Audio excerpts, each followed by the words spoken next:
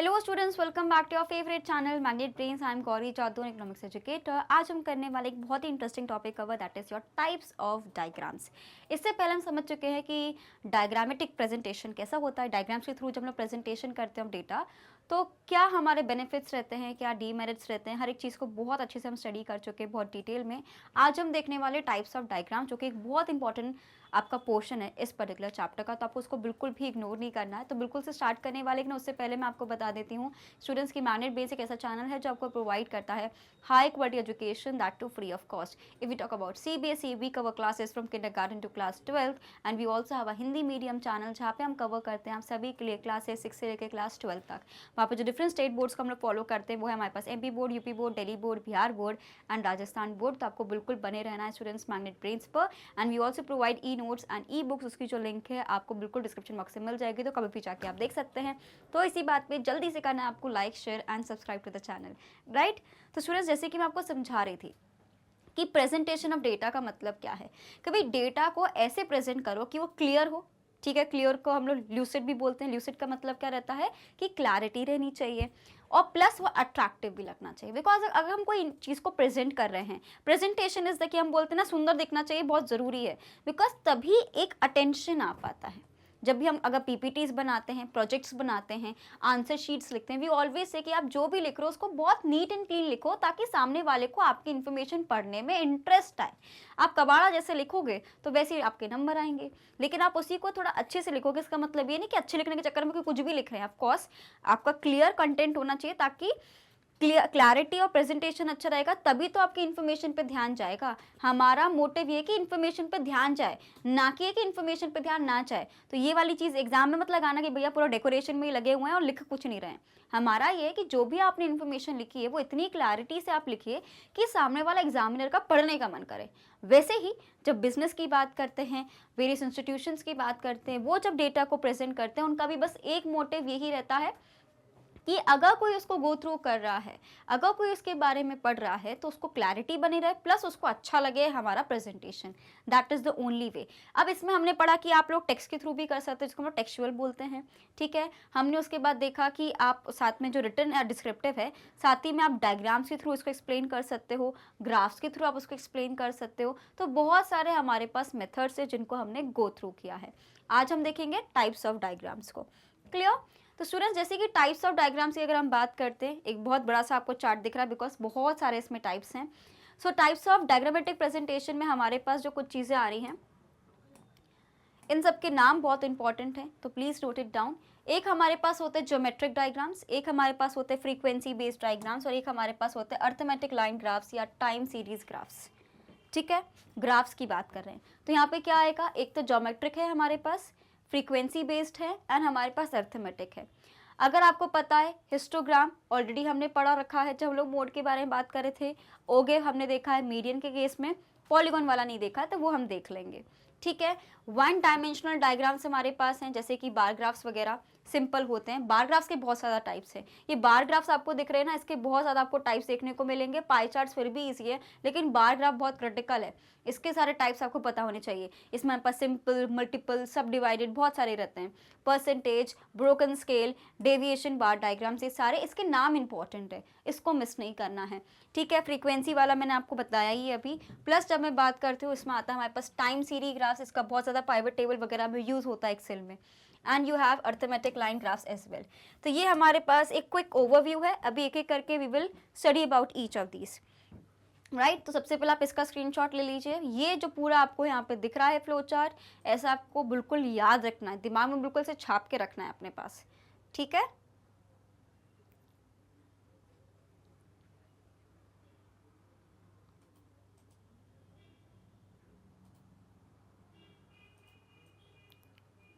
Done. Now what is a diagram. सबसे पहले तो, क्योंकि डायग्राम्स के बारे में देखेंगे कि टाइप्स क्या क्या है, तो सबसे पहले ये देख लेते हैं what is the meaning of a diagram.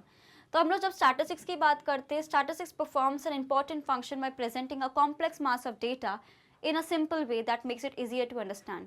Classification and tabulation are two techniques for presenting data in understandable form. जैसे कि हमने देखा था, पहले हमने पढ़ा था कि टेक्स्ट के थ्रू हम कैसे कर सकते हैं, जिसको हमने टेक्सुअल बोला था. उसके बाद हमने टैबुलर फॉर्म के बारे में जाना था, और उसके बाद हम पढ़े थे डायग्राम्स के ऊपर. तो आज हम उसी का डायग्राम्स का पार्ट 2 कर रहे हैं, क्योंकि टाइप्स ऑफ डायग्राम पढ़ रहे हैं, right.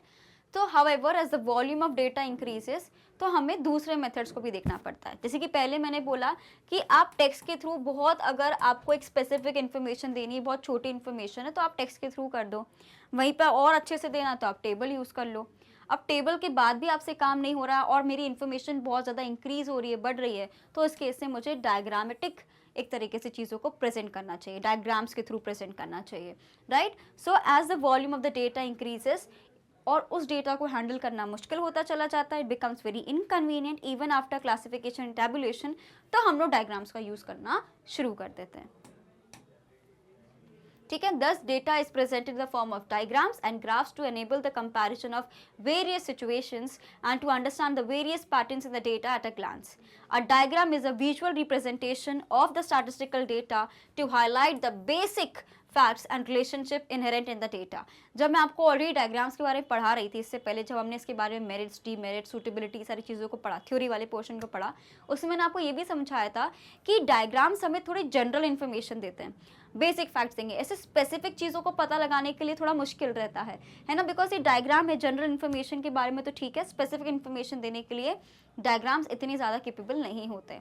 So as a diagram attracts the attention of the viewer and helps to easily grasp the information. It is appreciated by everyone. बाकी हम सभी को पता है, पीपीटीज वगैरह में भी हम बोलते हैं भाई बार ग्राफ्स वगैरह बनाओ, पाई चार्ट वगैरह बनाओ, क्योंकि एक तरीके से अपीलिंग लगते हैं. सामने वाले का मन करता है कि ठीक है, देखते हैं ये किसका ग्राफ है, ये किसका टेबल है, किसका एक तरीके से बार ग्राफ है. इसलिए तो हम बोलते हैं कि भाई आप लोग डिस्क्रिप्टिव वे से ज़्यादा आप ये वाले वेज का यूज़ करें, ताकि सामने वाले का हो पढ़ने का मन. अगर ये इतना डिटेल में तो नहीं, एज टीचर्स ऑल्सो हम आपको कंटिन्यूसली बोलते रहते हैं कि फ्लो चार्ट्स बनाइए, पेपर में अच्छे से लिखिए, अंडरलाइन करिए, है ना. आप लोग फ्लो चार्ट के साथ माइंड मैप भी बना सकते हो. तो ये सारी चीज़ें हम क्यों करते हैं? हम इसलिए करते हैं ताकि आपका अच्छे से विजुअल रिप्रेजेंटेशन हो, तो जो भी आपने इन्फॉर्मेशन लिखी है सामने वाले के लिए कन्वीनियंट हो जाए और उसको अच्छा लगे पढ़ के. तो सेम चीज़ यहाँ पे भी है कि डायग्राम क्या है, मेरे पास एक visual presentation of statistical data है जो हाईलाइट करता है बेसिक फैक्ट्स को, जनरल फैक्ट्स को, and the relationship inherent in the data. Clear? Take a screenshot now.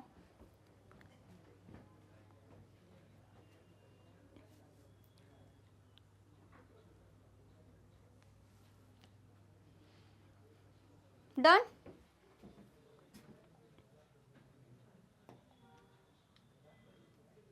Now, types of diagrams, एक हमारे पास होते हैं 1 डायमेंशनल, एक हमारे पास होते हैं 2 डायमेंशनल, एक हमारे पास होता है 3 डायमेंशनल. बचपन में याद है वॉल्यूम वाला चैप्टर पढ़ते थे, 3 डायमेंशनल. ठीक है. And then we have pictographs and cartograms also. ठीक है. जिसमें अगर हम बात करें 1 डायमेंशनल में हमारे पास बेसिकली बार ग्राफ्स के टाइप्स आपको देखने को मिलेंगे. 2 डायमेंशनल में रेक्टेंगल, स्क्वायर्स. अब इसको स्टैटिस्टिक्स में हम लोग पाई चार्ट्स के बारे में ज़्यादा पढ़ते हैं. ठीक है. रेक्टेंगल, स्क्वायर्स वगैरह नहीं देखने वाले अपन, ये सब चीज़ें भी हम नहीं पढ़ने वाले. हम क्या पढ़ेंगे, ये पढ़ेंगे और पाई चार्ट्स के बारे में पढ़ेंगे. ठीक है. इतना पढ़ने वाले हैं अपन. समझ गए इस चीज़ को? कोई कन्फ्यूजन, कोई दिक्कत तो नहीं है? पक्का? Take a screenshot if you want.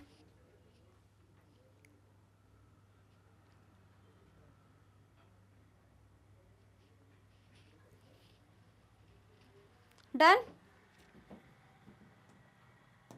Okay. Now, different types of diagrams can be used to present the data. The selection of the diagram is decided by the nature of the data, the objectives of the presentation, the abilities and experience of the presenter. ठीक है. अब जैसे कि आपको पता है कि जब हम लोग बात करते हैं प्रेजेंटेशन ऑफ डेटा का, अब ऐसा नहीं कि हर कहीं भी बार ग्राफ बना दो, हर कहीं भी पाई चार्ट बना दो. आपको ये भी देखना पड़ेगा कि उस डेटा पे वो पर्टिकुलर डायग्राम, वो पर्टिकुलर मेथड यूज हो सकता है कि नहीं हो सकता. दैट इज वाई यहाँ पे आपका क्वेश्चन भी लिखा है. ठीक है. What is the criteria of the selection of data, या how the diagram must be selected.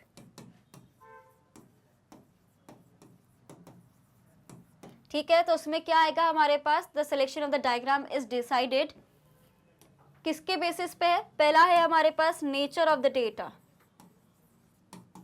है ना, कि भाई तुम्हारे पास जो इन्फॉर्मेशन है वो कैसी है, क्वालिटेटिव है, क्वांटिटेटिव है, डिस्क्रिप्टिव है, क्या जाएगा. देन हमारे पास होंगे ऑब्जेक्टिव्स, ठीक है, क्या होंगे ऑब्जेक्टिव्स ऑफ द प्रेजेंटेशन,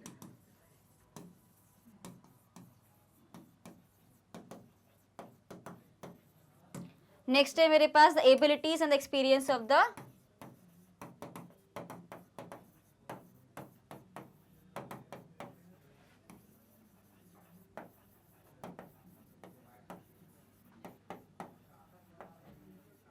अब जैसे कि कोई हमारे पास ऐसा इंसान है, ठीक है, जिसको खुद ही पाई चार्ट्स वगैरह समझ नहीं आ रहे, तो वैसे दूसरों को क्या ही समझाएगा। तो जो भी उसको अप्लाई कर रहा है प्रेजेंटर, उसको भी वो चीज़ के बारे में फुल इन्फॉर्मेशन होनी चाहिए, तभी तो वो कर पाएगा। तो क्या चीज़ है, पहले हमें देखना पड़ेगा कि डेटा का नेचर क्या है, फिर हमें देखना पड़ेगा what are the objectives, and next हमारे पास आएंगे abilities and skill of the presenter, ठीक है। Take a screenshot now.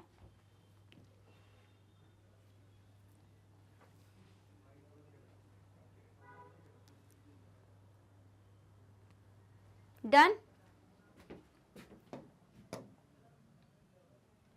Next है हमारे पास, सबसे पहले हम लोग पढ़ेंगे बार ग्राफ्स के बारे में। वन डायमेंशनल हमारे पास है, सो वन डायमेंशनल डायग्राम्स को ही बार ग्राफ बोलते हैं। कई बार क्या होता है ना, अब टीचर्स भी थोड़ा स्मार्ट प्ले करते हैं, वो बार ग्राफ की जगह वन डायमेंशनल बोलते रहते हैं, तो सामने वाला कंफ्यूज हो जाता है जिस बच्चे ने ज़्यादा नहीं पढ़ा। अब जैसे कोई बार ग्राफ लिखेगा, बार डायग्राम लिखेगा ना, जो बच्चा नहीं पढ़ के आएगा वो भी थोड़ा बहुत दिमाग लगा के कि बचपन में थोड़ा थोड़ा पढ़ा है, कुछ ना कुछ तो लिख देगा, लेकिन वन डायमेंशनल शायद एकदम से क्लिक ना हो, right? So one dimensional diagrams are those that have only one dimensional measurement such as height and length, और उससे ज़्यादा कुछ नहीं। जैसे कि 3D में हम लोग निकालते हैं लेंथ, ब्रेथ, हाइट वगैरह, हर एक चीज़ निकलती है, वैसा कुछ नहीं है। ये नॉर्मल हमारे पास एक ग्राफ टाइप का गिवन है, हमें उसमें सिर्फ हाइट और लेंथ के बारे में गिवन है।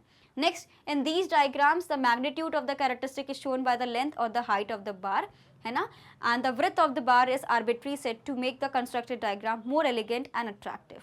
The length and the height of the bar vary depending on the variable value, however the width of the bar remains the constant।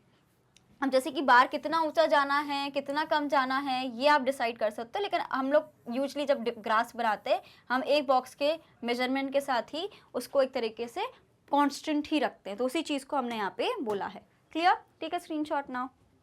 जल्दी से आप इसका स्क्रीनशॉट ले लीजिए, फिर हम आगे बढ़ रहे हैं।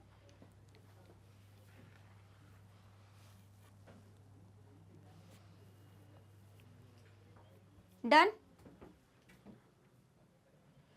Width is also determined by the number of bars that must be accommodated in the diagrams। अब ये भी हमें देखना पड़ता है कि भाई हम अब कई बार ऐसा होता है कि कम बार ग्राफ्स रहते हैं, तो आप ज़्यादा जगह भी कवर कर सकते हो, ज़्यादा है तो आपको थोड़ा कम बनाना पड़ेगा।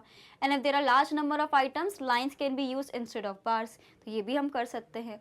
सो the bars must be equal distance from one another. ऐसा नहीं है कि एक बार ग्राफ आपने बना दिया इतने का और एक आप बना रहे हो इतने का, तो कहीं ना कहीं ये आप एक स्टैटिस्टिकल भूल कर रहे हो, तो वो नहीं करना है अपन को, ठीक है। And bars can be drawn horizontally और वर्टिकली, कि ज़रूरी नहीं है कि बार ग्राफ हमेशा, बार ग्राफ आपको ऐसे भी देखने को मिलेंगे, ठीक है, और बार ग्राफ्स आपको ऐसे भी देखने को मिलेंगे, तो दोनों ही पॉसिबल, ऐसा कोई ज़रूरी नहीं कि आपको ये करना है। ये जो आप दिख रहे हैं, जो हाईलाइटेड वर्ड्स आपको दिख रहे हैं, ये एक तरीके से प्रॉपर्टीज़ हैं जिनको आपको बिल्कुल मिस नहीं करना है, ठीक है। Take a screenshot now.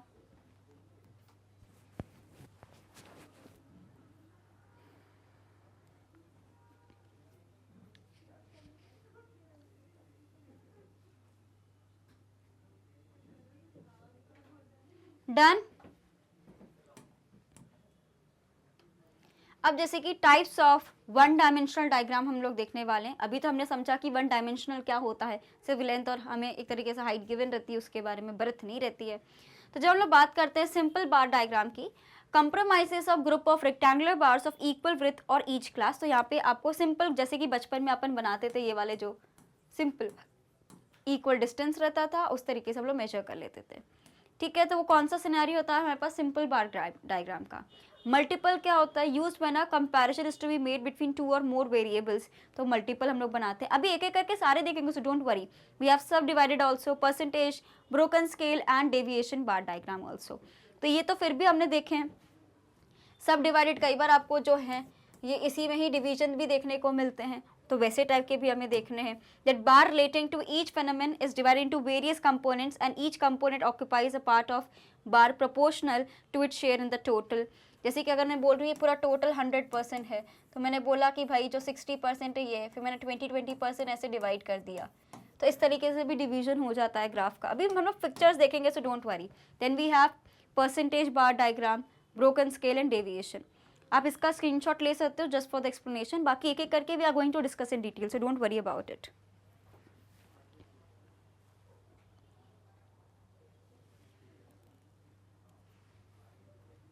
Done? So the different types of one dimensional are as follows. सबसे पहले हमारे पास है सिंपल बार डायग्राम। क्या है हमारे पास स्टूडेंट्स? Simple bar diagram. इसमें भी हमारे पास वर्टिकल एंड हॉरिजॉन्टल सब आ जाएगा। एग्जाम्पल भी देखेंगे, सो डोंट वरी। सबसे पहले सिंपल बार डायग्राम की अगर हम बात करें, मैं देखती हूँ इसका पहले फोटो आपको दिखाई देती हूँ। ये हमारे पास है सिंपल बार डायग्राम। ये वर्टिकल है, हॉरिजॉन्टल भी बन सकता है। सेम चीज़ को जब मैं ऐसे प्रेजेंट कर दूंगी तो वो हॉरिजॉन्टल हो जाएगा। ठीक है, तो ये हमारे पास क्या है? सिंपल बार डायग्राम है। 1 सेंटीमीटर में हमने 30 वर्कर्स को ऐसे रखा है कि अगर एक बॉक्स है हमारे पास तो ये 30 है, ये बॉक्स है ये 30 है, ये बॉक्स है ये 30 है। जो बचपन में आप बार ग्राफ बनाते थे वो सिंपल बार डायग्राम वाला ऐसा वाला है। तब ये देख लिया, दिमाग में एक छवि बैठ गई, तो अब जो मैं पढ़ूंगी आपको समझ आएगा। अब क्वेश्चन देख लेते हैं। तो सिंपल बार ग्राफ जो कि बेसिकली हमारा ऐसे बन जाता है। ठीक है, in which each class or category of the data is represented by a group of rectangular bars of equal width is known as a simple, है ना, हर एक चीज़ इक्वल रहती है तो कोई दिक्कत वाली बात नहीं है। It is the simplest type of bar diagram and it is in this diagram each bar represents one figure only। मतलब अगर मैं एक बॉक्स की बात कर रही हूँ, एक बार की बात कर रही हूँ, सिर्फ एक बात हो रही है। ऐसा नहीं कि 3-4 चीज़ें इंक्लूडेड है। अगर मैं बात करूँ इसमें 2016 का कार्स का डेटा है तो सिर्फ कार्स का डेटा है, ऐसा नहीं इसमें बाइक्स मोटरसाइकिल सब डाल दी, ऐसा कुछ, सिर्फ कार्स की बात हो रही है। ठीक है, and the number of bars will be equal to the number of figures and these diagrams show only one characteristic of the data such as sales, production, population, figures। यानी अगर मैं बोल रही हूँ कि कार प्रोडक्शन कितना है, 2016 में तो हुआ, 2017 में तो हुआ, 2018 में तो हुआ, यहाँ पे कुछ कंपैरिजन नहीं है। यहाँ पे सिर्फ एक सिंगल डेटा को ही रिप्रेजेंट किया जाता है जब मैं बात करती हूँ सिंपल बार ग्राफ्स की। Clear? Take a screenshot.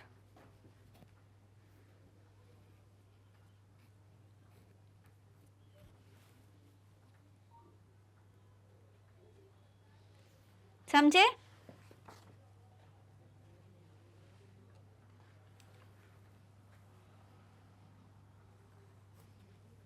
Okay,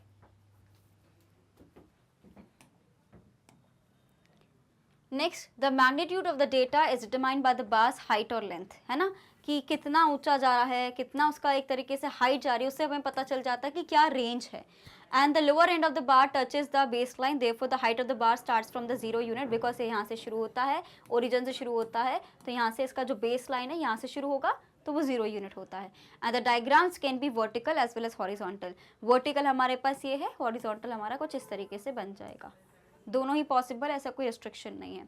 So the diagram in which the magnitude of the data is represented vertically, that is along the y-axis, it is a vertical data। हमें पता है x-axis होता है, y-axis होता है। Along the y-axis अगर मेरे बार graphs जा रहे हैं तो मेरे पास वर्टिकल बार डायग्राम हो जाएगा। वहीं पे हॉरिजॉन्टल बार डायग्राम में क्या होता है, जहाँ पे हमारे along the x-axis जाते हैं। अब देखो ये जो along the x-axis और y-axis गिवन है ना, यही MCQ में आपसे पूछ लिए जाएंगे, आप कंफ्यूज जाओगे कि क्या गिवन है।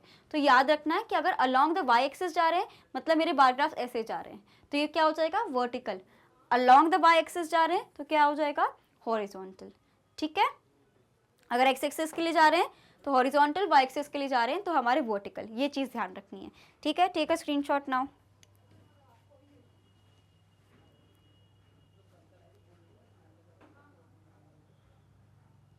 Done? So the bar of the bar diagram can be visually compared by the relative height and data can be easily comprehended accordingly। तो हाइट के बेसिस पर हम लोग डेटा के मैग्नीट्यूड को जज कर लेते हैं। एग्जाम्पल देख लेते, क्लैरिटी आ जाएगी। Present the following data in a form of simple vertical and horizontal bar diagram. तो दोनों तरीके से प्रेजेंट करेंगे। अगर आपके पास बार ग्राफ्स हो तो ठीक हो, नहीं तो आप नॉर्मल अपनी कॉपी में भी बना लो, कोई दिक्कत वाली बात नहीं है। अब देखो वर्टिकल है, वर्टिकल कैसे जाता है, हमेशा हमारा वाई एक्सेस के उधर जाएगा।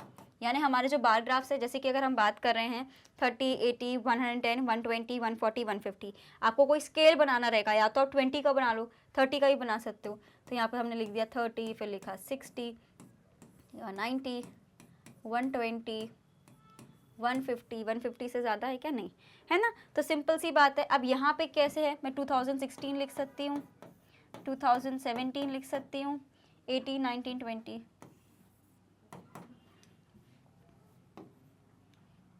18, 19, 20, 21, क्योंकि अभी स्पेस कम है ना मेरे पास, तो ऐसे ही समझ लो तुम, ठीक है। अब क्या बात हो रही है यहाँ पे, जैसे कि 2016 में हमारे पास 50 तक है, तो अगर मैं बात कर रही हूँ 50 सपोज यहाँ है ना, तो ये हमारे पास बन जाएगा, ठीक है। नेक्स्ट 2017 में हमारे पास 80 तक है, यानी यहाँ तक आएगा। अब मेरे पास जगह नहीं है, वरना ये इक्वल डिस्टेंस बनने चाहिए, ठीक है। 18 हमारे पास 110 होगा, तो अगेन यहाँ तक बने जाएगा, ठीक है। सिमिलरली 2017 80 तक है, तो ये कुछ इस तरीके से बनेगा यहाँ पे, ठीक है। जगह कम है इसलिए समझ लेना, ठीक है। एंड 2019 हमारे पास कितना है, 140, 120, अच्छा मैंने 80 क्या बनाया, फिर 80 गलत बना दिया मैंने। 2019 क्या है मेरे पास, 19 है मेरे पास, 120 है, तो 120 मेरा यहीं तक तो बनेगा, है ना। 120 से पहले, अच्छा तो ये थोड़ा ऊंचा बना देते हैं अपन, कोई दिक्कत वाली बात नहीं है भाई। और 20 मेरे पास क्या हो जाएगा, 140, तो ये थोड़ा और ऊपर बन जाएगा, और फिर ये बन जाएगा 150। तो कुछ इस तरीके से जब हमारा बार ग्राफ बनेगा। अब देखो, क्योंकि मेरे पास स्केल वगैरह नहीं थी तो इक्वल डिस्टेंस नहीं बना, लेकिन आपको इक्वल डिस्टेंस बनाना है। कैसे बनेगा, ऐसे प्रॉपर गैप देके। अब क्योंकि हमारे पास जगह है, तो आप ये देखोगे ये गैप जो है ये हर जगह आपको सेम दिखेगा। बाकी इसका जो हाइट का जो मैग्नीट्यूड है वो चेंज हो सकता है। ये वर्टिकल है बिकॉज ये वाई एक्सिस के अलॉन्ग जा रहा है। किसके अलॉन्ग जा रहा है, वाई एक्सिस के,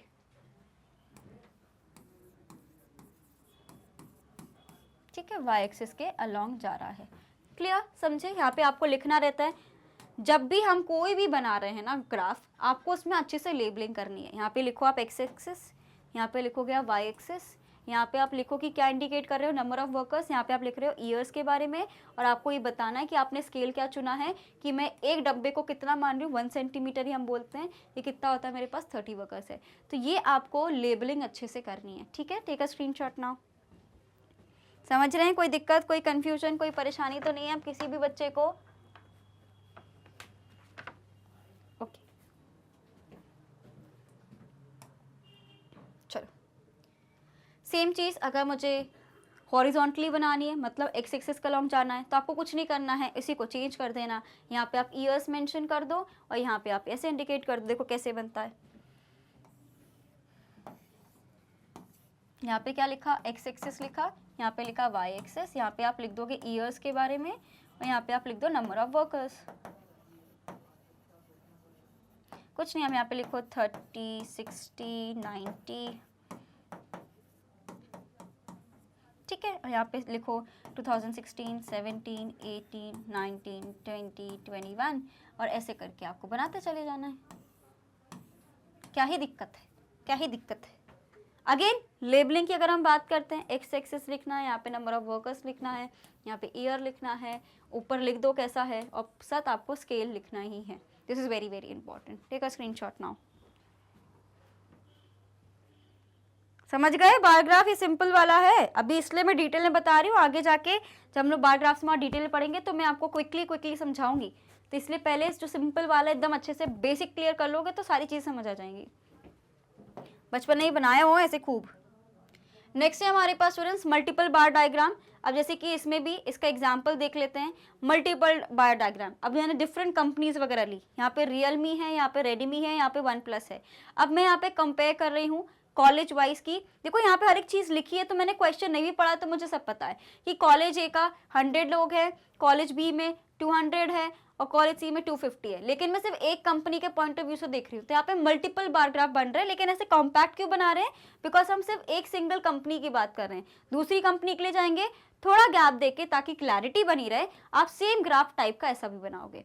ठीक है, समझ गए। एक बार नजर देख लिया कि क्या होता है मल्टीपल बार डायग्राम, कैसा दिखता है। अब इसके डिटेल्स को पढ़ते हैं। So the multiple bar diagram is used to compare two or more variables such as revenue expenditure, import, export for different years, marks obtained in different subjects in different grades and so on. जब मेरे पास बहुत सारी चीज़ें compare करने के लिए होती हैं, उस केस में मल्टीपल बार ग्राफ्स आप बना सकते हो। Now it is often referred to as compound bar diagram, very very important. And the method of creating multiple bar diagram is the same as for creating simple bar graph, यानी same तरीके से calculate करते हो, लेकिन वहाँ पे आप सिर्फ एक सिंगल वेरिएबल के बेसिस पे कंपेयर करते हो, इसलिए आपका बार ग्राफ बहुत ज़्यादा सिंपल बनता है। यहाँ पे जब हम लोग कंपेयर करते हैं तो आपको पता है कि बहुत सारे क्राइटेरियाज को नज़र देके, है ना, कंसर्न में रख के बहुत सारी चीज़ें करी जाती हैं। क्लियर? तो इससे क्या होगा, however to distinguish the bars from each other, different bars are differentiated by different shades और कलर्स। तो अलग अलग कलर्स आप इंडिकेट कर सकते हो, है ना। जैसे कि अगर मैं बात कर रही हूँ कि टाटा लिमिटेड की कार्स का कितना प्रोडक्शन रहा है 2016, 2017, 2018 में, और हम ये बोल सकते हैं या कार्स के अलावा बाइक्स का या स्कूटीज़ का या टू व्हीलर्स का कितना प्रोडक्शन रहा है 2016 में, 2017 में एंड 2018 में। अब या तो मैं कर सकती हूँ कि कार का पूरा अलग बनाती या मैं टू व्हीलर का अलग से बनाती, तो मेरा फालतू में बहुत ज़्यादा कंपैरिजन नहीं कर पाती। तो पहले मैंने 2016, 17 और 18 का यहाँ पे कार का बना दिया, और जब मुझे टू व्हीलर का बनाना था तो मैंने यहाँ पे बना दिया कुछ इस तरीके से। तो मैं यहीं पे बैठे बैठे कंपेयर कर सकती हूँ कि 2016 में कार का कितना प्रोडक्शन था और 2016 में टू व्हीलर्स का कितना प्रोडक्शन था। तो इसलिए मल्टीपल वाले चीज़ों में it is very easy for us to compare, इसलिए हम इसको कंपाउंड बार डायग्राम भी बोलते हैं। Clear? Take a screenshot of it first. Done?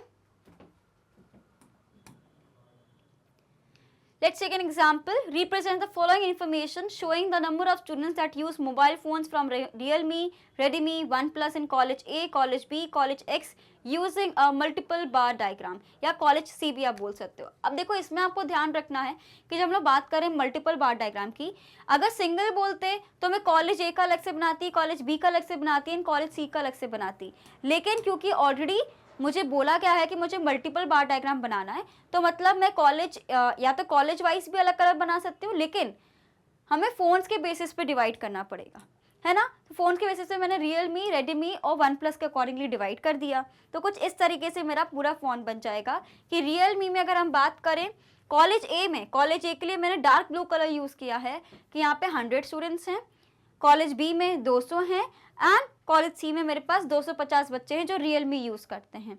Similarly जब मैं रेडमी की बात करती हूँ तो कॉलेज ए में 200 बच्चे हैं, कॉलेज बी में 300 बच्चे हैं, कॉलेज सी में 400 बच्चे हैं।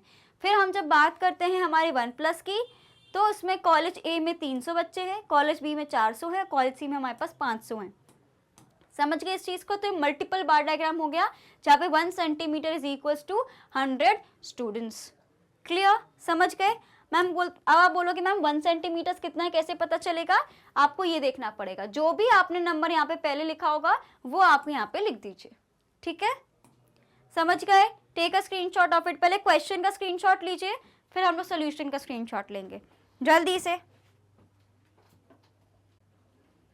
डन स्टूडेंट्स, ये हो गया। अब एक बार इसका स्क्रीनशॉट ले लीजिए।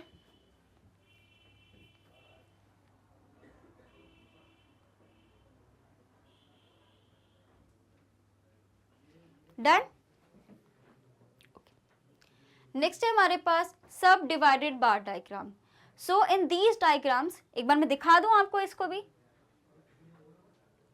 अब सिमिलरली सब डिवाइडेड क्या होता है, जब एक ही ग्राफ में मैंने डिवाइड कर दिया कि सबसे पहले मैंने क्या लिया कि टोटल मैंने लगा लिया कि कॉलेज ए में कितना है या रियलमी कितने हैं। जैसे कि मुझे यहाँ पे गिवन है कि रियलमी के टोटल मेरे पास 550 है। अब उस 550 में से डिवाइड कर दूंगी कि 100 इसके, 200 इसके, 250 इसके। तो अब जैसे कि यहाँ पे मुझे पता है कि रियलमी के टोटल 500 बच्चे हैं, तो मैंने डिसाइड कर लिया कि जो 100 बच्चे इसके हो जाएंगे, फिर उसके बाद जो 250 बच्चे हैं वो इसके हो जाएंगे एंड बाकी के हमारे इतने हो जाएंगे 550। तो ये मेरे पास क्या होता है, सब डिवाइड कर दिया ना, एक ही बार ग्राफ में आपने सब डिवाइड करते चले गए। तो ये मेरे पास यहाँ पे कितना आ गया, टोटल आ गया 550। टोटल 550 यानी इतने ही स्टूडेंट्स होने चाहिए। ठीक है, फिर हमने बोला कि पहले के जो 100 बच्चे यहाँ पे, उसके बाद जितने भी बच्चे कॉलेज बी के और बाकी के हमारे कितने हो जाएंगे कॉलेज सी के।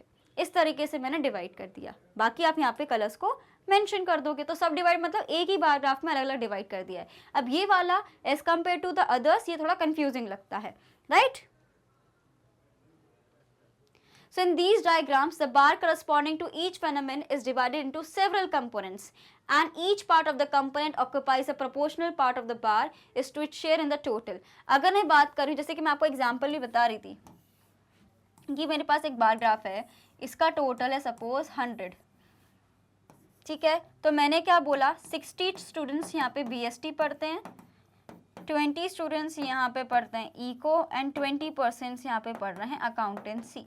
तो मैंने यहाँ पे 100 लिखा, तो पहले मैंने क्या लिखा कि 60 स्टूडेंट्स मेरे पास कौन है, जो BST पढ़ रहे हैं।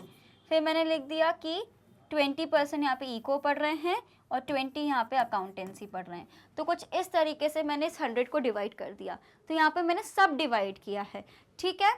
Now, when preparing a subdivided bar diagram, the various components in each bar should be kept in the same sequence. ऐसा नहीं, जैसे कि अभी मैंने क्या सीक्वेंस रखा है कि पहले BST का है, फिर इकोनॉमिक्स का है, फिर अकाउंटेंसी का है। तो जब मैं नेक्स्ट बना रही हूँ, चलो नेक्स्ट भी मेरे पास 100 का ही है, तो मैं इसमें ये नहीं कर सकती कि पहले मैं इको कर दूँ, फिर BST कर दूँ, फिर अकाउंटेंसी कर दूँ।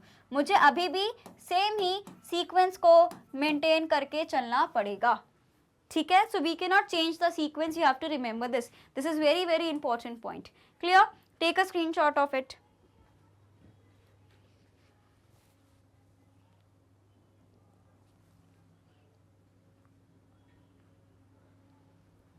समझे कि नहीं समझे? It is important to use different colours और shades to differentiate between the sub divided portion, वरना अपन भूल जाएंगे क्या है, ठीक है। तो suitable index should explain these various colours और शेड्स। जैसे कि यहाँ पे अगर हम बात करते हैं, हमने यहाँ पे पूरा एक इंडेक्स बना रखा है ताकि किसी को कोई कंफ्यूजन ना हो, तो ये आपको बनाना है, ये आपकी जिम्मेदारी है, which you have to take care, ठीक है। So these diagrams are quite useful for comparing the size of various parts and throwing light on the relationship between these integral parts. For instance, such diagrams are used to present data such as sales profits from various products, a family's expenditure pattern, and the budget outlay for receipts and expenditure and so on. तो हर जगह आप बहुत सारी जगह इसको use कर सकते हो। इसके कुछ एग्जाम्पल्स हैं। Example number 3 basically represent the following information using a subdivided bar diagram showing the number of students that use mobile phones from Realme, Redmi and OnePlus in the college A, B and C. हमें subdivided बताना है। तो Realme का अगर मैं total निकाल लूँ, कितना है हमारे पास बेसिकली कि मुझे 100 + 200 करना है, प्लस मुझे 250 करना है, यानी 550 मेरे पास आ जाएगा। यहाँ पे कितना आ जाएगा, 500 + 400 900 मेरे पास आ जाएगा। यहाँ पे कितना हो जाएगा मेरे पास, 900 + 300 1200 मेरे पास आ जाएगा। तो मुझे कुछ नहीं करना है, सबसे पहले एक पूरा कॉलम बनाना है कि कॉलेज ए, कॉलेज बी, कॉलेज सी में अगर मैं रियलमी का टोटल करती हूँ तो मेरे पास आ रहा है 550। अगर मैं 200 + 300 + 400 कर रही हूँ तो 900 आ रहा है। 300 400 550 500 करें तो 1200 आ रहा है। अब देखो, जैसे कि यहाँ पे हम रियलमी, रेडमी और वन प्लस के अकॉर्डिंग डिवाइड कर रहे हैं, हम कॉलेज ए, कॉलेज बी, कॉलेज सी के हिसाब से भी डिवाइड कर सकते हैं, लेकिन क्योंकि यहाँ पे प्रोमिनेंट ये है कि डिफरेंट ब्रांड्स गिवन है फ़ोन्स के और मुझे उसका डेटा निकालना है, इसलिए मैं रियलमी, रेडमी और वन प्लस के हिसाब से डिवाइड कर रही हूँ। तो सबसे पहले आप इसका स्क्रीनशॉट ले लीजिए जल्दी, फिर आगे बढ़ रहे हैं।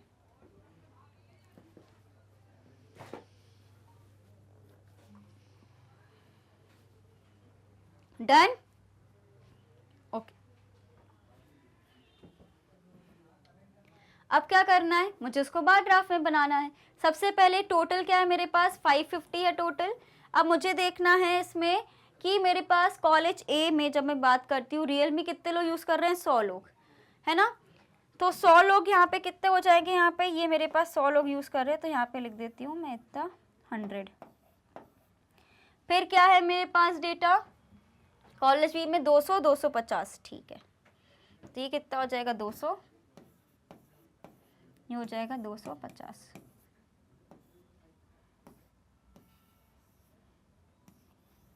टोटल करोगे 550 आपके पास आ जाएगा, ठीक है। सिमिलरली अगर मैं यहाँ पे भी देखती हूँ 200 300 400, ये कितना हो जाएगा, 200 300, यहाँ पे कितना आ गया, 400। फिर यहाँ पे कितना है मेरे पास, 300 400 500, सो 300 400 एंड 500। तो इस तरीके से इंडिकेट किया जाता है इसको टोटल तरीके से। समझ गए? कोई दिक्कत, कोई परेशानी तो नहीं है? Fine, take a screenshot of it जल्दी।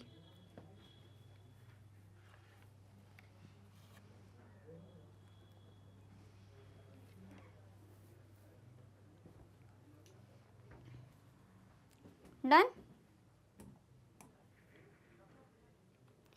नेक्स्ट है हमारे पास परसेंटेज बार डायग्राम्स। अब देखो परसेंटेज बार डायग्राम्स ही बहुत सिंपल होते हैं, बस परसेंटेजेस के बेसिस पे हम कर देते हैं।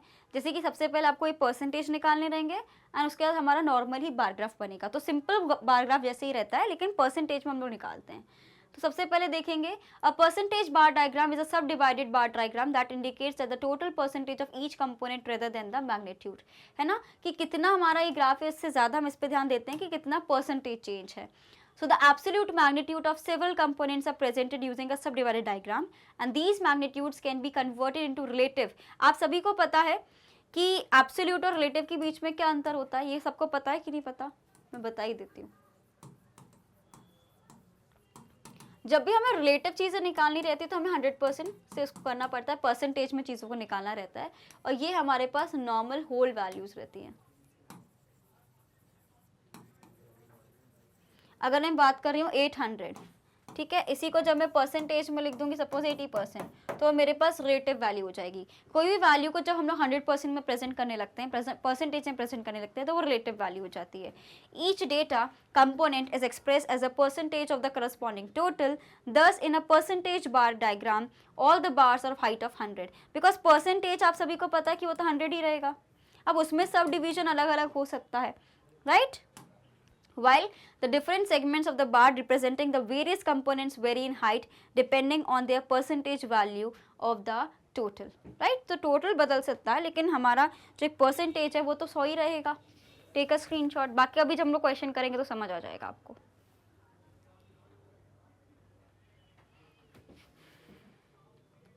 Just like in the subdivided diagram, in the percentage bar diagram also different components can be indicated through different shades।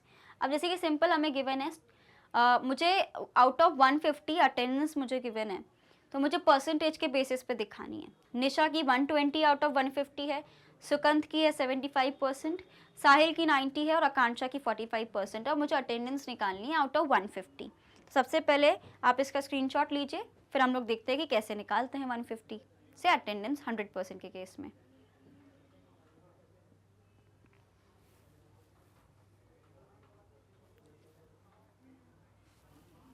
चलो सबसे पहले परसेंटेज निकालने पड़ेंगे। निशा का जो टोटल अटेंडेंस है 120 है, आउट ऑफ किससे है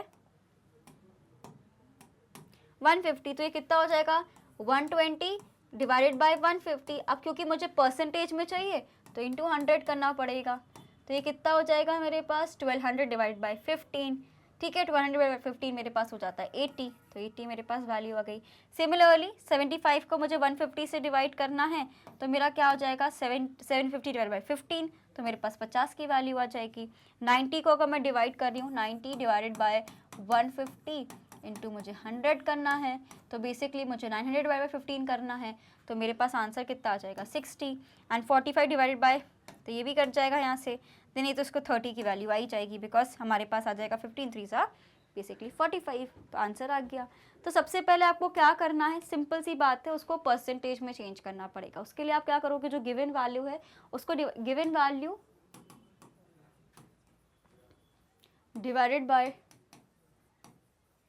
टोटल वैल्यू इनटू 100, तो आपका परसेंटेज में आंसर निकल आएगा। समझ गए? इसका स्क्रीनशॉट ले लीजिए पहले, फिर आगे बढ़ते हैं।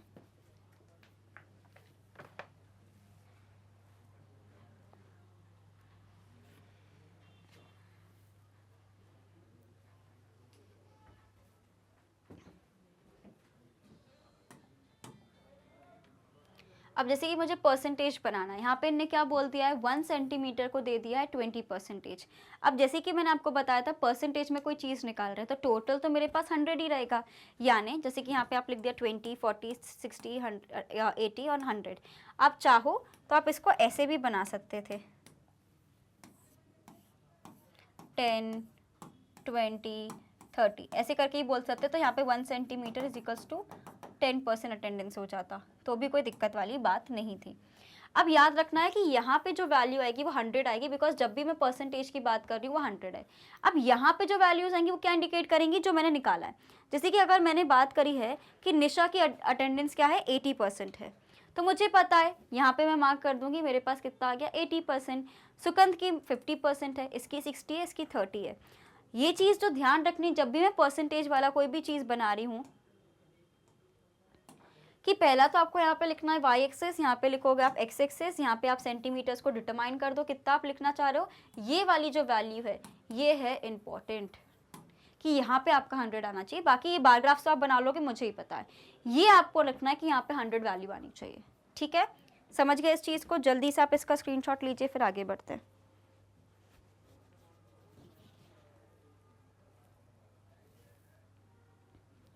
मेरा ये कहने का मतलब है कि जब भी आप परसेंटेज का बनाओगे, परसेंटेज तो टोटल 100 ही रहेगा ना, तो ये 100 ही रहेगा टोटल, इससे ज़्यादा का आप नहीं बना सकते। बाकी परसेंटेज तो 100 से कम ही आएंगे ना, ज़्यादा से ज़्यादा 100% अटेंडेंस हो सकती है, 120% अटेंडेंस तो नहीं होगी ना। या और कोई भी चीज़ आप ले लोगा, 100% से ज़्यादा क्या हुआ, कुछ नहीं, 100% इज़ द मैक्सिमम। तो ये 100 को मैक्सिमम मान के यहाँ से ऊपर कोई लिमिट नहीं जाएगी। ये चीज़ हम आपको समझाने की कोशिश कर रहे हैं। ठीक है, समझ गए? ओके। नेक्स्ट है हमारे पास students broken scale bar diagram. क्या है हमारे पास? Broken scale bar diagram. अब जैसे कि ब्रोकन स्केल बार डायग्राम, ऐसे बार ग्राफ्स बहुत ही कम देखने को आपको मिलेंगे। यहाँ पे आप देख सकते हो ये जो डिवीजन दिख रहा है ना, ब्रोकन स्केल, यानी स्केल आपकी टूट गई है यहाँ पे। ठीक है, मतलब बस बेसिकली जब गैप आ जाता है, जब हम लोग एक सिंगल ग्राफ को बना रहे हैं, वो ब्रोकन स्केल में आता है। So this diagram is used when the value of one variable is extremely high or extremely low in the comparison to others. Large bars may be broken to make space for the smaller bars of the series. Every bar has its value written on the top of the bar. देखो कई बार क्या होता है, जब value बहुत ही या तो कम है या तो बहुत ही ज़्यादा एक्सट्रीमली हाई है और वो एक पर्टिकुलर उसमें कवर नहीं हो पा रहा है, तो उस केस में हमें ब्रेक करके चीज़ों को सिंप्लीफाई करने के लिए, शॉर्ट में लिखने के लिए हमें ब्रेक करना पड़ता है।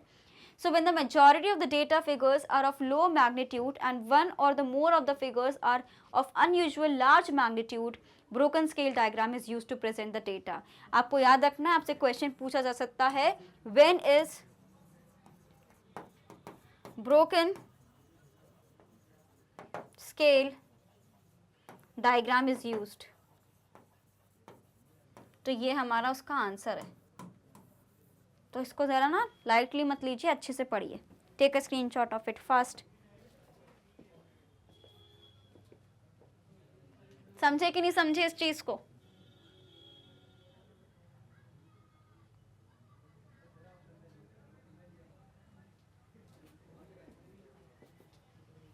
Done?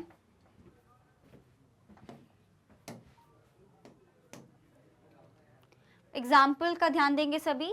Prepare an approximate diagram using the following data from company imports in a different years. अब देखो हमने क्या बोला, या तो एक्सट्रीमली लो या तो एक्सट्रीमली हाई।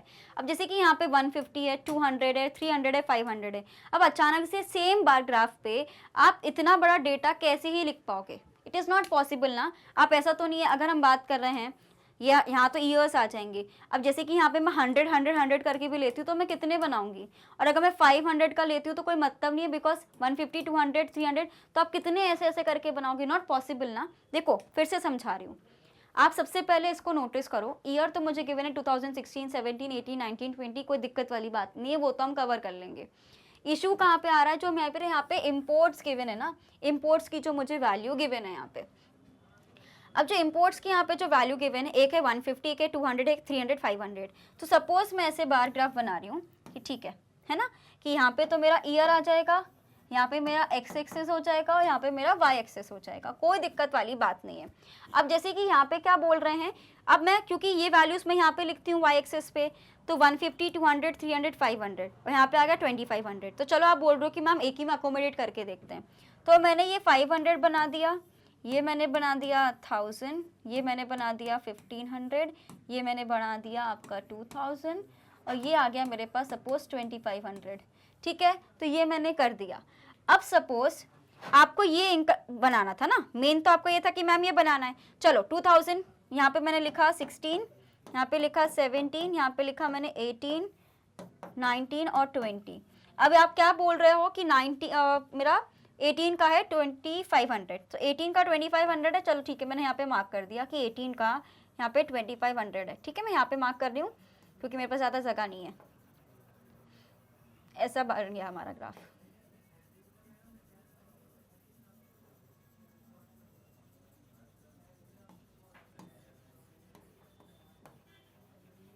ठीक है, ये मेरा ग्राफ बन गया। नेक्स्ट क्या है मेरा 2016 पे 150। अब तुम इसमें कैसे स्केल को बांटोगे, ऐसे ऐसे बनाओगे क्या? हाँ, ऐसे बनाओगे क्या बार ग्राफ? किसी को समझ ही नहीं आएगा। याद रखना, प्रेजेंटेशन ऑफ डेटा पढ़ रहे हैं कि डेटा अट्रैक्टिव भी होना चाहिए, क्लियर भी होना चाहिए। कहाँ है क्लैरिटी? नहीं आ पा रही ना क्लैरिटी। इसलिए इस केस में जहां पे मेरे को बहुत कॉम्प्लेक्स सिचुएशन देखने को मिल रही है कि भाई जब मैं पूरे डेटा को देख रही हूँ ये 2500 में कहाँ अकोमोडेट करूँ, उस केस में ब्रोकन स्केल का यूज करती हूँ कि हम तोड़ देते हैं ब्रोकन स्केल, मतलब स्केल तोड़ दे कि ठीक है हमें कुछ अलग करना पड़ेगा। It is not possible to inculcate the same data. अब इसको इग्नोर भी नहीं कर सकते कि हटा दो 2018 हटा दो, कोई दिक्कत नहीं है, ये भी नहीं कर सकते, क्वेश्चन में गिवन है ना। तो इसलिए उस केस में हमें क्या करना पड़ेगा, we are going to make students a broken scale bar diagram. तो हम क्या बनाने वाले हैं, ब्रोकन स्केल बार डायग्राम। ठीक है, कैसे बनेगा, कुछ इस तरीके से। Take a screenshot of it और अपनी कॉपी में ही बनाना है जल्दी से।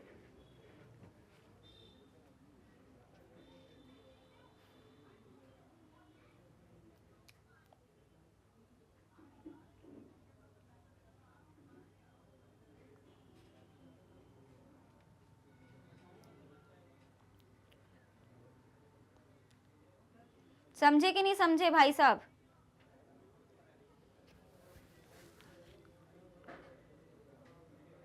ठीक है, अब देखो इसमें क्या किया, ने बोल दिया, मैंने हमेशा बोला है कि 1 सेंटीमीटर को यहाँ पे 100 करोड़ लिया है यहाँ पे, क्योंकि आपके लिए पॉसिबल नहीं था 500 लेके रखते कि एक ही 500 में कितना बनाते।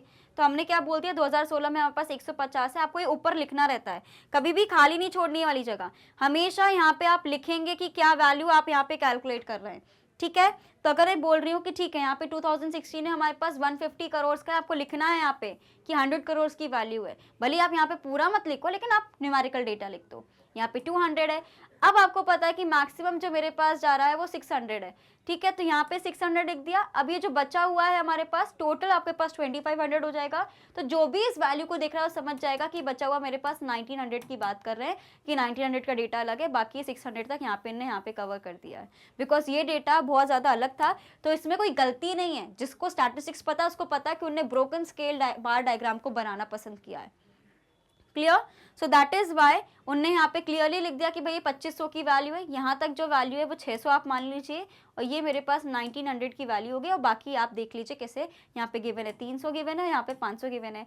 जो चीज़ें आपको ध्यान रखनी है वो है, आपको एक्स एक्सिस लिखना है, वाई एक्सिस लिखना है, यहाँ पे पूरा टेबल बनाना है, यहाँ पे चीज़ों को लिखना है, यहाँ पे वैल्यूज़ को लिखना है, ऊपर मेंशन करना है कि कौन सा बार डायग्राम बना रहे हो, स्केल के बारे में लिखना है, और यहाँ पे बाइफरकेट करना है अगर बहुत ज़्यादा एक्सट्रीम वैल्यू मुझे गिवन हो।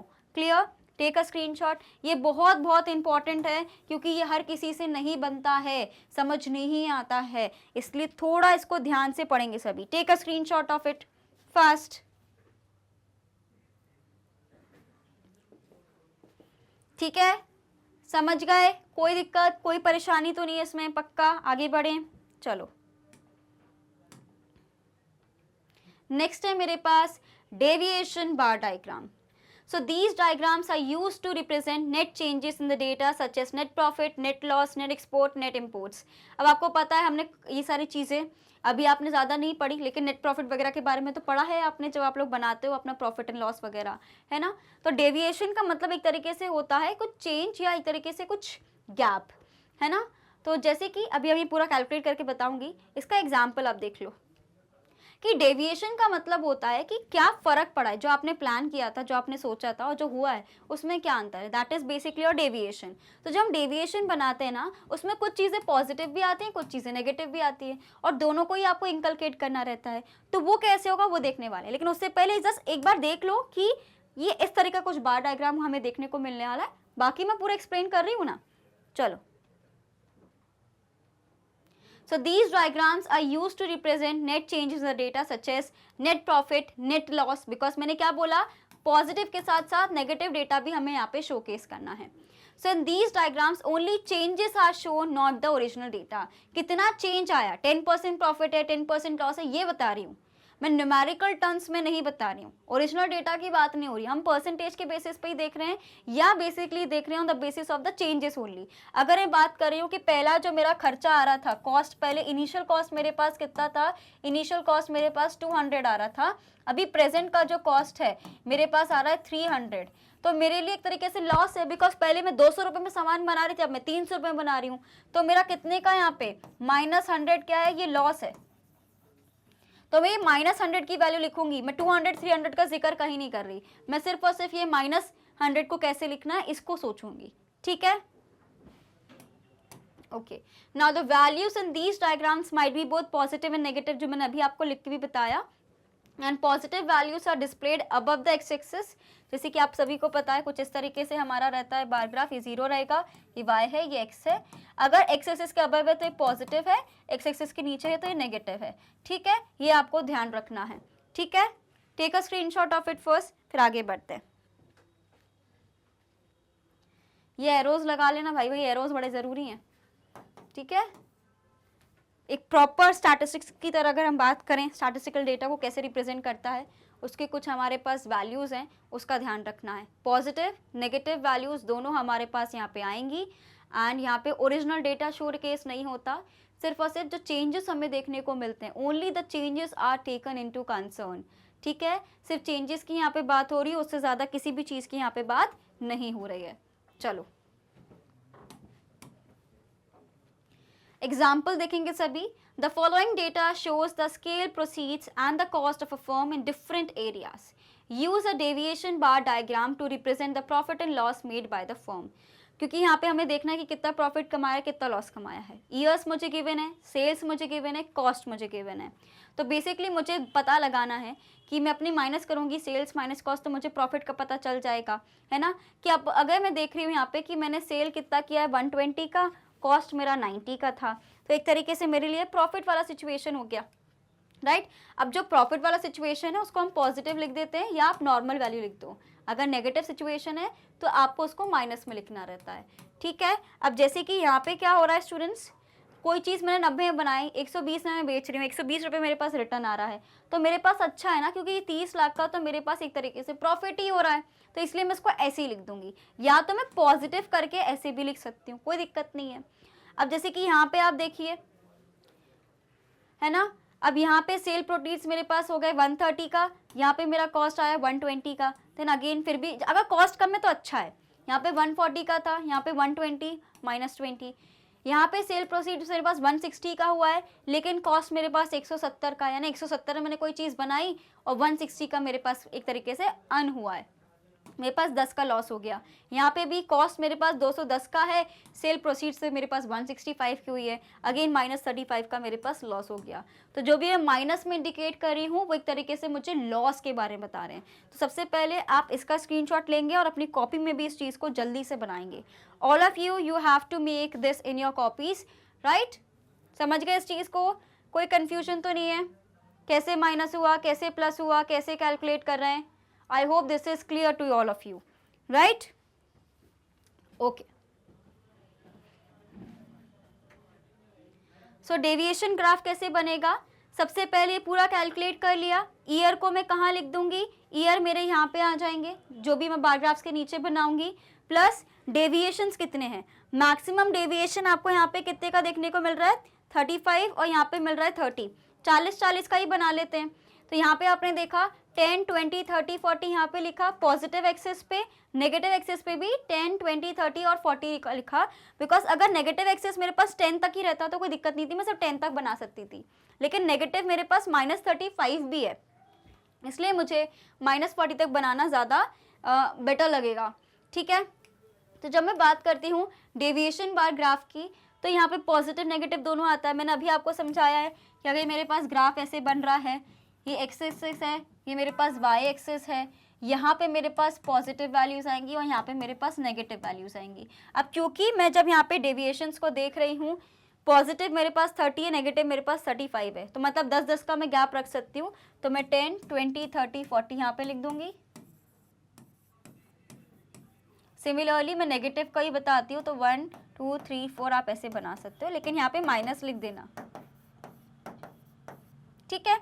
अब जैसे ये क्वेश्चन में क्या है, पहले 2015-16 में मुझे +30 है ना, तो यहाँ पे मैं ऐसे बना सकती हूँ 2016 एंड 17। आप चाहो तो बॉक्स के अंदर भी लिख सकते हो, कोई दिक्कत वाली बात नहीं, नहीं तो यहाँ पे भी लिख सकते हो, ठीक है। और ऊपर आपको लिखना पड़ेगा 30। याद रखना स्केल लिखना ज़रूरी है कि 1 centimetre is equals to 10 lakh, ये लिखना ज़रूरी है।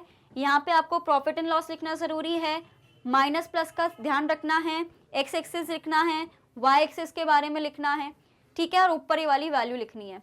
सिमिलरली यहाँ 10 था, 20 था। अब देखो मेरे को 2018-19 में क्या था, -10 हुआ है, -10 हुआ है यहाँ पे, तो मुझे यहाँ पे -10 बनाना पड़ेगा। कितना, इतना ही बनाऊंगी, ठीक है।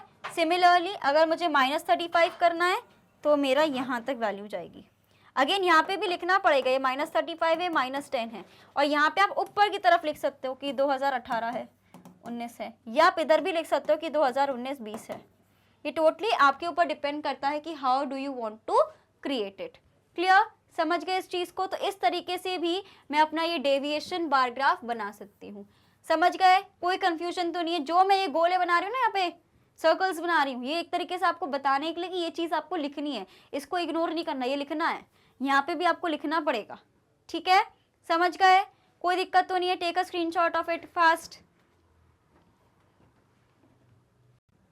डन स्टूडेंट्स, इसको सीख लिया। तो जो जो मैंने सर्कल किया है उसको इग्नोर नहीं करना है, उसको अच्छे से लिखना ही है। क्लियर, चलो नेक्स्ट है मेरे पास पाई डायग्राम्स। पाई चार्ट्स वगैरह के बारे में आपने पहले भी सुना है, कोई पहला हम लोग ऐसा कोई नया कॉन्सेप्ट नहीं है जो आप पहली बार पढ़ने वाले हो। पाई चार्ट्स वगैरह के बारे में हम पहले भी सुन चुके हैं, समझ चुके हैं। So a circle can be divided into parts to show the ratios of different components. A pie diagram is one such representation, है ना। तो अगर मुझे रेशियोज वगैरह में बात करनी है तो उसके लिए बेस्ट रहता है कि मैं पाई चार्ट्स को बनाऊं। जब भी मुझे रेशियोज में बात करनी रहेगी, so pie diagrams are very good for me, right. तो अगर हम बात करते हैं, a circle can be divided into parts to show the ratios of different components. A pie diagram is one such representation. Pie charts are also referred to angular circular diagrams because angles भी बनते हैं इसमें. And the circle is divided into as many sections as they are elements by drawing straight line from the center to the circumference. जैसे कि हमें पता है, बचपन में पढ़ते थे ना, circumference ये होता है, बीच से आप बना रहे हो, ठीक है। तो आप कितने भी ऐसे करके बना सकते हो, कोई दिक्कत नहीं। स्ट्रेट लाइन बनता है जो टच करता है आपके सर्कमफ्रेंस को, ये वाली लाइन इसको इंडिकेट कर रही है। सो while preparing a pie diagram, different sectors which represent different components elements should be identified from one another through varied shades and colours by using either expressive और डिस्क्रिप्टिव लेबल्स। तो या तो आप इसको अलग शेड्स यूज करो या आप इसको डिस्क्राइब करो, लेकिन आपको उसको अच्छे से लिखना जरूर पड़ेगा। हम इसको क्या बोलते हैं, एंगुलर सर्कल डायग्राम्स भी बोलते हैं। समझ गए इस चीज को। Take a screenshot of it.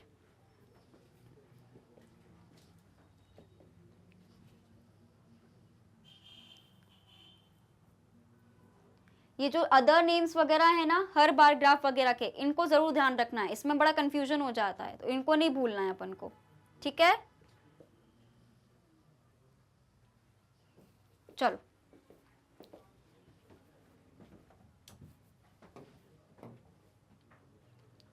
Example देख लेते हैं। एग्जाम्पल नंबर 7 है मेरे पास। Draw pie chart to reflect the following expenditure for an ordinary working class family. अब यहाँ पे आपको ऑलरेडी परसेंटेज में गिवन है, food, clothing, education, electricity and miscellaneous. याद रखना कि यहाँ पे इसको एंगुलर में निकालना पड़ता है, यानी आप इसको एंगल्स में निकालेंगे। जैसे कि जब हम लोग बात कर रहे थे परसेंटेज बार ग्राफ्स की, हम उसमें इसको परसेंटेज में कन्वर्ट करना पड़ता था, यहाँ पे हमें एंगल्स में कन्वर्ट करना पड़ेगा, राइट। तो जब हम लोग बात करते हैं फूड, क्लोथिंग, एजुकेशन, इलेक्ट्रिसिटी, 100% का हमें गिवन है कि ये 45% है, 55% है, 25% है, 100% और 5% है। अगर मुझे कोई भी चीज़ को परसेंटेज में करना रहता है तो मुझे उसको इंटू 100 करना पड़ता है, राइट। तो सिमिलरली अगर मुझे किसी भी चीज़ को एंगल्स में कन्वर्ट करना है तो मुझे क्या करना पड़ेगा, 360 में उसको इंटू करना पड़ेगा डिवाइडेड बाय 100 करके, ठीक है। तो 360 को डिवाइड बाय 100 करती हूँ तो मेरे पास कितनी वैल्यू आ जाएगी, 3.6 की वैल्यू आ जाएगी। तो अगर मेरे पास जो भी डेटा है, ये जितनी भी वैल्यूज़ हैं, है ना, जैसे कि 45% है, तो तो इसको आपको इंटू 360 तो करना पड़ेगा, वही तो 360/100 है। आप चाहो तो ऐसे कर लो, या तो आप 45 इंटू 3.6 कर सकते हो, जो भी आपको कन्वीनियंट लगे आप वो कर सकते हो। या तो आप क्या कर सकते हो स्टूडेंट्स, जब भी आप, मैंने क्या बोला, सपोज अगर मुझे कोई वैल्यू गिवन रहती है, उसको मुझे परसेंटेज में कन्वर्ट करना रहता है, तो मैंने आपको क्या बताया था, अगर सपोज मुझे निकालना है कि 120/150 इंटू 100 करना है, तो मैंने आपको बोला था भाई 80% इसका वैल्यू आएगा, मतलब मुझे इंटू 100 करना पड़ता है ना। तो सिमिलरली हमें ये पता है कि अगर मुझे कोई परसेंटेज में वैल्यू गिवन, परसेंटेज को कैसे लिखते हैं, अगर 45% है तो मैं कैसे लिखूंगी 45% इस तरीके से। तो यहाँ पे मुझे किस में इंटू करना पड़ेगा, इसको 360 में इंटू करना पड़ेगा, क्योंकि मुझे पता है कि जो पूरा जो मेरा सर्कल रहता है, इसका जो पूरा टोटल हम लोग कैसे लिखते हैं 360 डिग्री एंगल है ना, इसका जो सम होता है। सो दैट इज वाई मुझे क्या करना पड़ेगा 4500 इंटू 360 ऐसे कर लो, या 45 इंटू आप 3.6 कर सकते हो, जो आपको सही लगे। डिग्री का साइन याद है, आपको ऐसे बनाना पड़ेगा। क्लियर? तो अगर मैं 3.6 से इसको मल्टीप्लाई करूंगी तो मेरे पास हो जाएगा 160। सिमिलरली 15% को 3.6 से करूंगी तो 54 आ जाएगा। 25 को करूंगी इंटू 3.6 तो हमारे पास 90 डिग्री आ जाएगा। 10 को करूंगी तो 36 डिग्री आ जाएगा। 5 को करूंगी तो 18 आ जाएगा, इसी का हाफ हो जाएगा बेसिकली। एंड टोटल मेरे पास 100% कितना होता है, so 100% is equals to 360 degree. Clear? समझ गए इस चीज को? Take a screenshot of it, जल्दी से इसका स्क्रीनशॉट लीजिए, फिर आगे बढ़ते हैं। कंफ्यूज नहीं होना इसमें बिल्कुल भी, ठीक है? हर एक पॉइंट का आपको ऐसे लिखना पड़ेगा। ये क्वेश्चन बहुत इंपॉर्टेंट है, इसको इग्नोर नहीं करना है, अच्छे से करना है। डन? चलो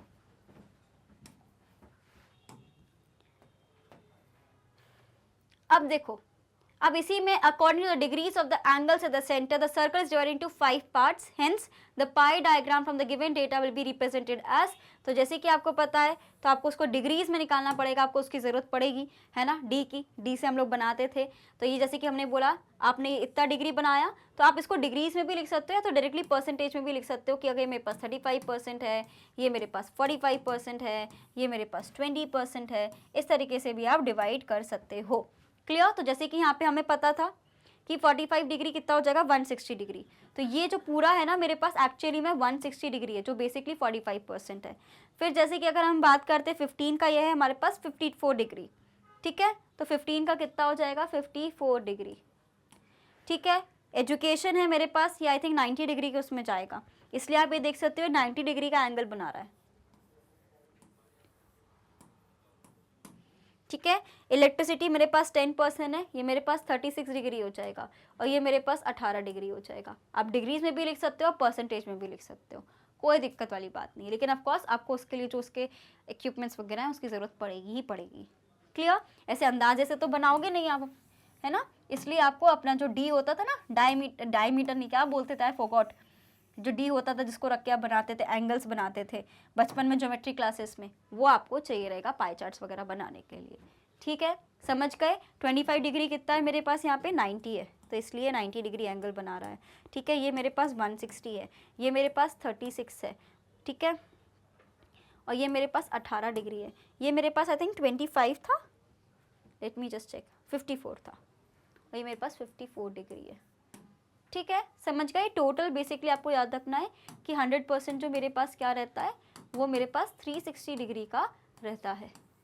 क्लियर? समझ गए? कोई कंफ्यूजन, कोई दिक्कत तो नहीं है? पक्का? इसका स्क्रीनशॉट ले लो जल्दी से, है ना। तो हमने आज क्या क्या देखा है, पाई चार्ट्स का पूरा कैलकुलेशन देखा है students, and we have also seen whole calculation of, जब हम बात करते हैं हमारा simple bar graphs and various types of bar graphs. Clear? समझ गए इस चीज़ को? कोई कंफ्यूजन, कोई दिक्कत, एनीथिंग यू फील जो तुम्हें समझ नहीं आ रहा है? Okay, done, great.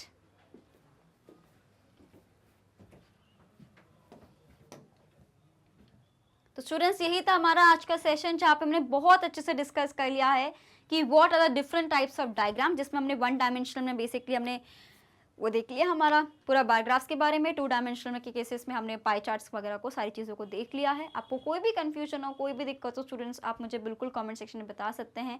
I tried my best कि मैं आपको एग्जांपल्स के थ्रू उसको एक्सप्लेन कर पाऊँ। एग्जांपल्स को इग्नोर नहीं करना है, अच्छे से उसको पढ़ना है, चाहे वो हमारा सिंपल बार ग्राफ हो। जो हमारे पास ब्रोकन स्केल है उसको अच्छे से पढ़ लेना, बिकॉज जो ब्रोकन स्केल वाला जो पूरा है ना कॉन्सेप्ट, वो मुझे लग रहा है कि उसमें गड़बड़ कर सकते हो आप, तो उसको सीख लेना। मैंने वैसे आपको पूरा उसमें इलाबरेट करके बताया है कि अगर हम लोग बार ग्राफ को तभी हम तोड़ते जब हमें लग रहा है कि कोई वैल्यू बहुत एक्सट्रीमली लो है, बहुत एक्सट्रीमली हाई गिवन है, और हमारा जो पूरा डेटा सेट गिवन है उसको हम इंकलकेट नहीं कर सकते। मैक्सिमम चीज़ें हो रही हैं, बस एक दो के चक्कर में पूरा ग्राफ बिगड़ रहा है, उस केस में हम लोग ये करते हैं। ठीक है, जो हमारे पास मल्टीपल, हमारे पास जो बार ग्राफ्स हैं उसको कैसे बनाते हैं, परसेंटेज वाले, डेविएशन वाले में याद रखना है पॉजिटिव कौन सा है, नेगेटिव कौन सा है, ये सारे डेविएशन बार ग्राफ्स के बारे में हमने जाना। तो हर एक चीज़ को ना बहुत अच्छे से आपको स्टडी करना है, और कोई भी चीज़ में दिक्कत हो आप मुझे कभी भी पूछ सकते हैं कमेंट सेक्शन में। मेरे को जब भी मौका मिलेगा मैं तुरंत उस चीज़ का रिप्लाई करने की पूरी कोशिश करूँगी। एंड अदरवाइज शॉर्ट्स वगैरह भी डेली बेसिस पे आपके डलते रहते हैं, उसमें भी काफ़ी सारी इन्फॉर्मेशन हम देने की प्रोवाइड करते हैं, तो आप उसको भी ज़रूर रेगुलर बेसिस पे देख सकते हैं। राइट स्टूडेंट्स, तो इसी नोट पे students, as you all know कि मैग्नेट ब्रेन्स एक ऐसा चैनल है जो आपको प्रोवाइड करता है high quality education, that to free of cost. We talk about CBSE, we cover classes from kindergarten to class 12th, and we also have a Hindi medium channel जहाँ पे हम कवर करते हैं आप सभी के लिए क्लास स्टूडेंट्स 6 से लेकर क्लास 12 तक। वहाँ पे जो डिफरेंट स्टेट बोर्ड्स को हम लोग फॉलो करते हैं, दैट इज बेसिकली और Delhi board, Bihar board, UP board, MP board and Rajasthan board. And apart from these board classes we also provide you 3 special courses like Vedic maths crash course and spoken English course is also provided to all of you. तो आपको बिल्कुल बने रहना है students Magnet Brains पर। And we also provide e-notes and e-books, उसकी जो link है आपको डिस्क्रिप्शन बॉक्स में मिल जाएगी, तो कभी भी जाके आप देख सकते हैं। राइट स्टूडेंट्स, एंड स्टूडेंट्स हमें सिर्फ यूट्यूब पे नहीं, डिफरेंट सोशल मीडिया साइट्स पे आपको फॉलो करना है, like Facebook, Instagram, Twitter and WhatsApp, ताकि कोई भी इंपॉर्टेंट अपडेट आपसे बिल्कुल मिस ना हो। बस कुछ नहीं करना है, रोज आके पढ़ो, अच्छे से पढ़ो, कंसिस्टेंसी रखो, है ना। 11th है, जानते हैं आधी चीज़ें तो ऐसे बिल्कुल सर के ऊपर से चली जाती है, ज़्यादा ध्यान वगैरह नहीं देते कि यार 12th में पढ़ेंगे, लेकिन थोड़ा बहुत अभी से पढ़ के रखोगे तो 12th में काफ़ी हेल्प मिल जाएगी। So it is for your own good. और अब तो एग्जामिनेशन वगैरह भी आने वाले हैं, तो अच्छे से पास होकर जाना है, गुड नंबर्स लेके आने। 12th नहीं है इसका मतलब ये नहीं कि सब ऐसे ही छोड़ देना है, अच्छे से मेहनत तो करनी ही पड़ेगी, मेहनत के बिना कुछ नहीं होगा। So consistency is the key, keep working hard. और मैं मिलती हूँ आपसे नेक्स्ट वीडियो में। Till then bye bye, and students thank you for watching this video.